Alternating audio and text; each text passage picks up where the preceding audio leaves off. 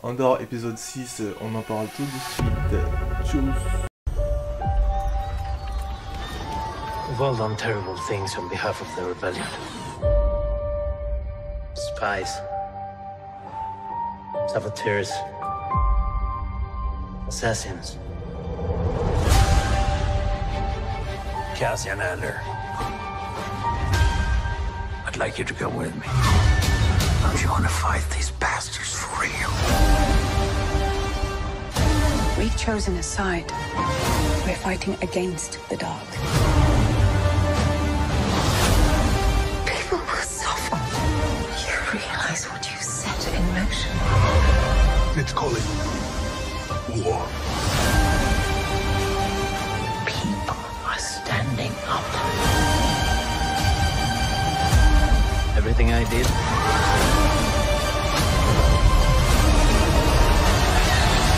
I did for the rebellion. Épisode 6 de Andor disponible donc hier avec ma vidéo qui a un petit peu de retard. J'ai eu du retard pour la faire, mais bon, on va rattraper le retard. Comme d'habitude sur la chaîne pour parler de l'épisode, donc du coup l'œil d'Andor. Donc épisode final, voilà, parce que de ce que j'ai compris, c'est tous les 3 épisodes, il y a un petit peu un climax. Donc là on a eu le climax du 3e épisode, là on a l'épisode 6, c'est un climax, donc je pense qu'on aura épisode 7, épisode 8, où ça prend un peu son temps, et épisode 9, climax. C'est ce que je pense, on verra si c'est ce qui se passe. En tout cas là on a cet épisode 6 avec ce climax du coup, où ils sont enfin en train d'exécuter leur plan, où ils mettent toutes les petites choses réellement en place, etc.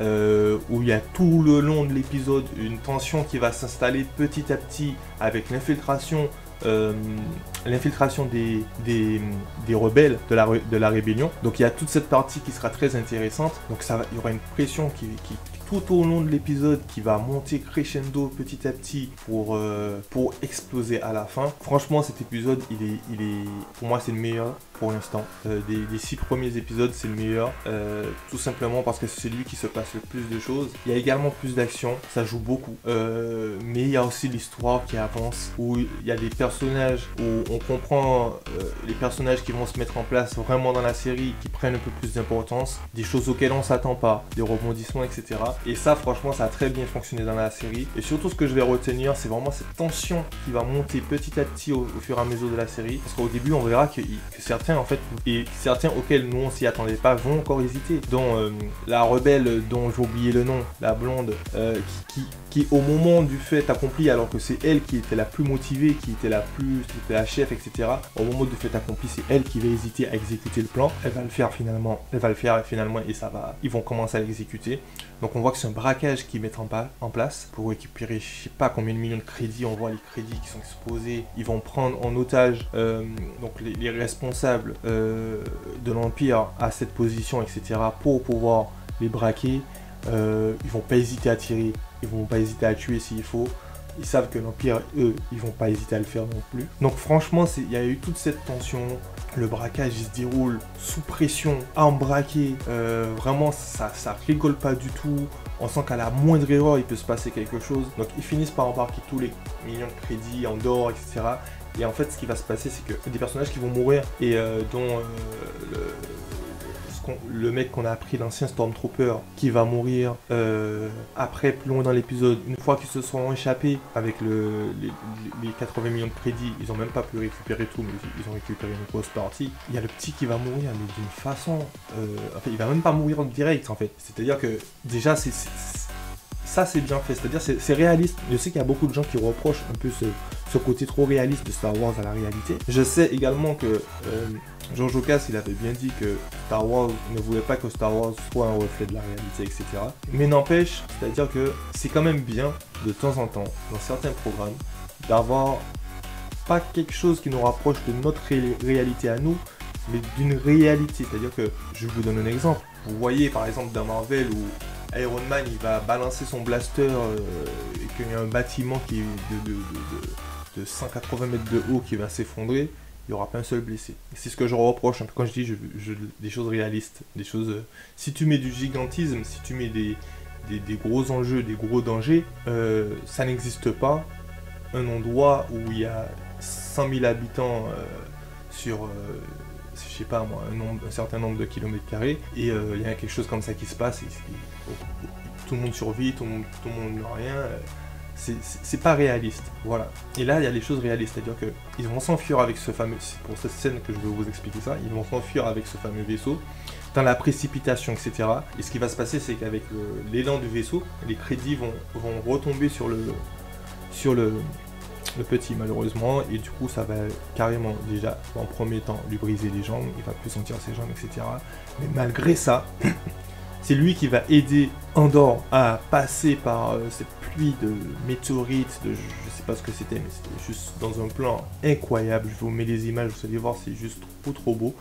Et voilà, donc il va quand même l'aider jusqu'au bout, et ils vont aller chez le médecin pour pouvoir essayer d'aider le petit, qu'il puisse au moins survivre un peu à ce qui lui est arrivé, mais malheureusement il va pas y arriver. Et c'est là qu'on va voir que un des gars qui était avec eux, en fait, c'était un gros enfoiré, et que il voulait qu'Andor et lui partent et fassent moite-moite. Et c'est là qu'il y aura la révélation d'Andor qui va, je pense que c'est la scène qui montre que c'est maintenant un vrai rebelle, quoi. Qu'il le veuille ou non, il est un rebelle dans le sang, dans l'âme, dans le cœur, dans le sang, parce qu'il n'a pas supporté, pour deux raisons tout simplement, c'est qu'il n'a pas supporté cette trahison, même si lui il montrait pas qu'il était impliqué à la cause, etc., mais pour lui c'était trop, c'est inhumain. Et la deuxième raison, c'est que voilà, il pouvait pas non plus dire non et ne pas tirer sur lui. Vous imaginez bien que si le mec il propose ça, si Andor il dit non, le premier réflexe du mec ce sera de le buter, Andor. Logiquement, parce que lui il va aller dire au mec ouais mais lui vous douillez, etc. Donc il y a ces deux raisons là. Je pense que la première raison c'est peut-être plus celle-là, que lui il a voulu, qu'est-ce qu'il a voulu montrer, mais aussi d'une certaine logique. C'est normal qu'il ait réagi comme ça, instinctivement. Je perds pas de temps, je réfléchis pas et je te tire dessus. Parce que sinon, si moi je t'avais dit que j'étais contre toi, c'est moi qui allais prendre le coup de blaster. Donc là, à ce niveau-là, le réflexe, il était bien amené, il était bien fait. Ça m'a surpris, c'était plutôt pas mal. Et donc du coup, on voit que voilà, il va se mettre dans une position un peu délicate, parce qu'une fois qu'il va rentrer, la meuf, donc c'est au moment où il rentre et qu'il voit que le petit décède, parce que il a pas résisté. Et c'est là qu'on va voir que la meuf, elle va penser qu'en fait Andor c'est lui le connard, mais lui c'est un gars juste, il prend juste ce qu'on lui doit, il remet les choses, il prend pas plus. Et voilà, donc elle va comprendre quand même qu'il y a quelque chose qui cloche. Voilà, l'épisode monte dans cette tension là. Il y aura toute la partie au Sénat où on va voir Mon Mothma qui va essayer de défendre ses causes, etc.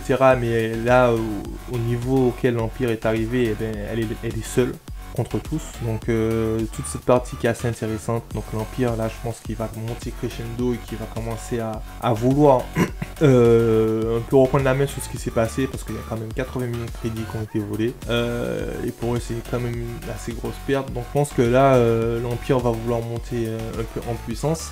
Il va vouloir, voilà moi ce que je pense qu'il va se passer, hein. Moi je pense que l'Empire va vouloir quelqu'un qui a des infos sur Andor ou quelque chose comme ça, ou parce que je pense que l'Empire va découvrir qu'Andor est derrière tout ça. Et c'est là que le mec de la corporation va intervenir et qui va, je pense, c'est ma petite théorie, et que l'Empire va aller le chercher, ou que lui va aller le chercher. L'Empire va dire oui mais moi je sais comment je peux, et que là on va lui donner un grade ou quelque chose, et qui sera à la tête et qui va poursuivre Andor. Moi je pense que ce sera un peu ça, ce qu'on n'a pas vu dans cet épisode.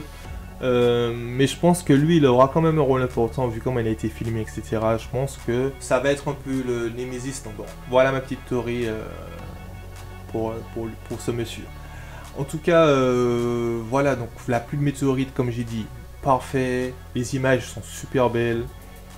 Épisode final, franchement il était vraiment il était bien. Ce que j'ai un peu moins aimé, c'est peut-être les habitants de la planète, que j'ai oublié le nom, désolé, les habitants avec leurs traditions, etc.